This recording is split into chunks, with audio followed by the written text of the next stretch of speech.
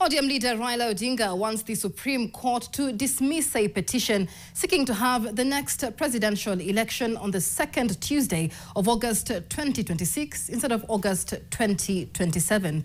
Odinga says the petition by lawyers Owiso, Ashioya Biko and activist Khelef Khalifa is an abuse of the country's court process since the matter has been previously severally addressed and that the 2027 date is the rightful date. NTV's Ibrahim Karanja begins our broadcast tonight. The past few weeks have seen an intense public debate on interpretation of the constitutional date for the next general election. Some quarters argue that the constitutional requirement to have a presidential election once on the second Tuesday of August in the fifth year places the next general election in August 2026 and not August 2027 as is widely expected and accepted. Consequently, three Kenyans, lawyers Dr. Owiso and Ashioya Biko and activist Khelef Khalifa, approached the Supreme Court in April 2025 seeking a determination on the precise date of the next presidential election. They say that conducting the next election on any date other than the second Tuesday of August 2026, which is the fifth year following August 9th, 2022, would amount to an unconstitutional extension of President William Ruto's term. And now, ODM leader Raila Odinga wants the matter dismissed, maintaining that the rightful date for the next general election is August 2027, not August 2026.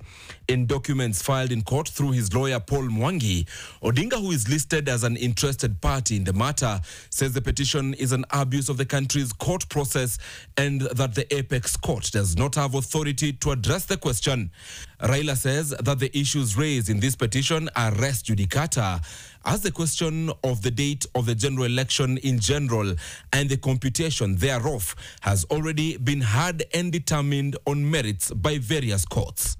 Odinga has cited previous instances when such a matter came up during previous attempts by 6 individuals, among them Busia Senator Okiya Omtata and former nominated Senator Paul Njoroge, as the moment in which the matter was resolved.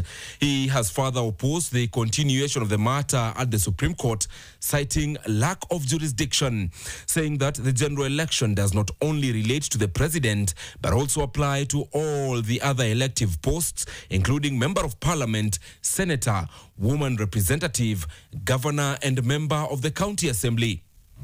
And thus, the move by the petitioners to move to the Supreme Court for interpretation is premature. According to the ODM leader, who has been a constant participant in all the presidential elections since the promulgation of the 2010 Constitution, the Court of Appeal conclusively dealt with the matter when it found that a definite and predictable election date, which is the second Tuesday in August of every fifth year, was intended to champion Article 38 of the Constitution, which provides for political rights of the citizens.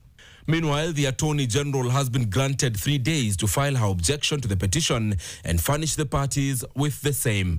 The matter has also drawn businessman and politician Jimmy Wanjigi, listed as an interested party. Wanjigi supports the petition and wants the court to address it, saying that the current state of ambiguity arising from divergent interpretations of Article 136, sub-Article 2A of the Constitution creates a constitutional vacuum that only an authoritative and final interpretation from the apex court can fill, and that without such a clarity, the entire electoral cycle, from voter registration to candidate nominations and campaign planning, remains in limbo, affecting millions of Kenyans. This matter, now active before the apex court, is one of the key headaches that the new IEBC commissioners will have to urgently deal with if and when they get in office. Ibrahim Karanja, NTV.